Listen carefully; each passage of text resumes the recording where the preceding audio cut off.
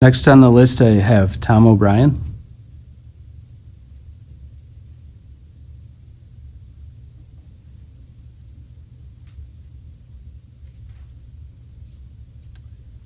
Good evening, and thank you for having me. Thank you for the presentation. So I'm not going to talk about the need, because I certainly believe there is a need. The two things I want to talk about are the fact that we're going to be funding this with a 25-year bond versus sinking funds. And the other thing is why we're doing it on a special election versus general election. You know, for me, thinking about having a $285 million bond that's going to spend it's going to take at least 33 years to pay off. I'm probably not going to be around. You guys aren't going to be board members. The students are going to change. The population is going to change.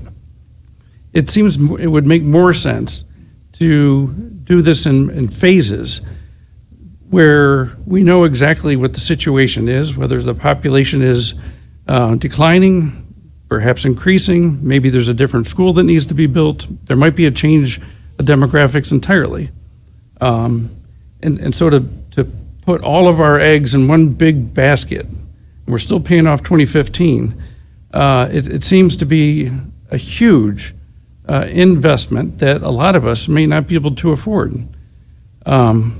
And it's also a little curious to me that, you know, we don't have a whole lot to go on. The average voter has basically 100-word summary ballot statement that says this is what we're going to get for $285 million. And there's a lot of trust being put into that whole vote. So to me, it makes more sense to do it in smaller chunks. I know, John, you had mentioned the fact that it would be more inconvenient for us to come back every couple of years, be more expensive to have more engineering costs come in, but we're going to be spending $200 million in interest. To me, that seems like a lot of wasted money right there. And you're going to get more people engaged. It's nice that we have this many people already here, but building on that community relationship, I think, is extremely important. And why we're doing this on a special election and not general election, we'd be saving money there, as well as we'd also have more convenience in terms of people showing up at the ballot. More people need to know about this. And unfortunately, we're going to be doing it on, May 6th, and right in the middle of the spring, and it's just unfortunate that we're not considering this in a general election. So thank you.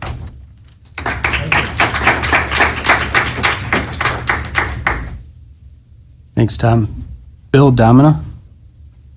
President Rao, regarding the question about public comment, it's unfortunate that you had the presentation after the opportunity, because I certainly would have had comments on the presentation presented. So maybe in the future, we could reverse that order for the efficiency of the public providing commentary on the presentations made.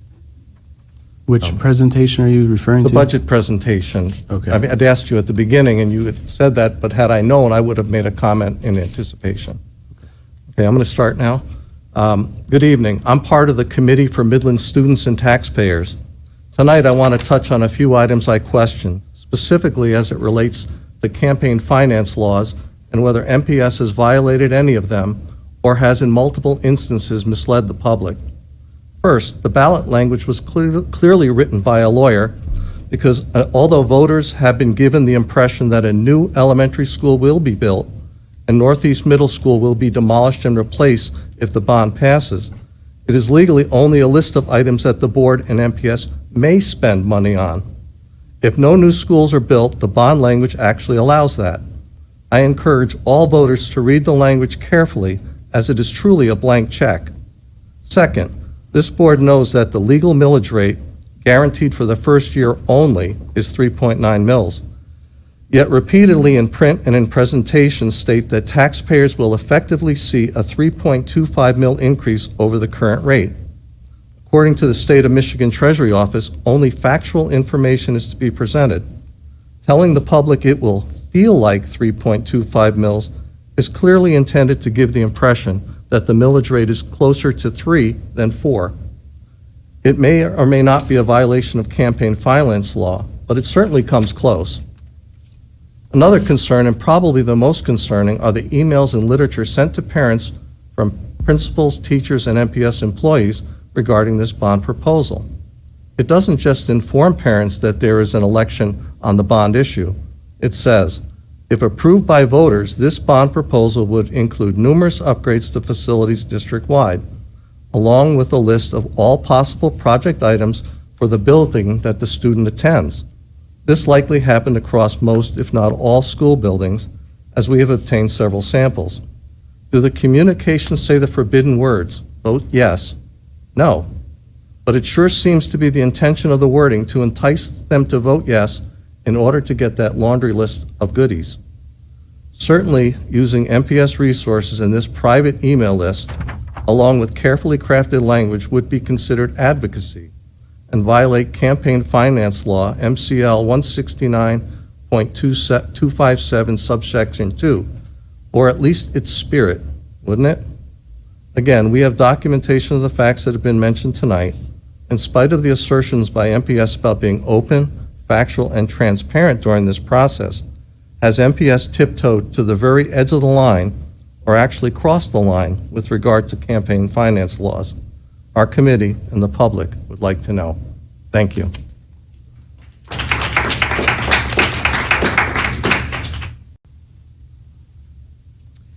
Hi, Rosemary Roberts here. I did not come with the intention of speaking tonight, but several things have come up that I think need to be brought to the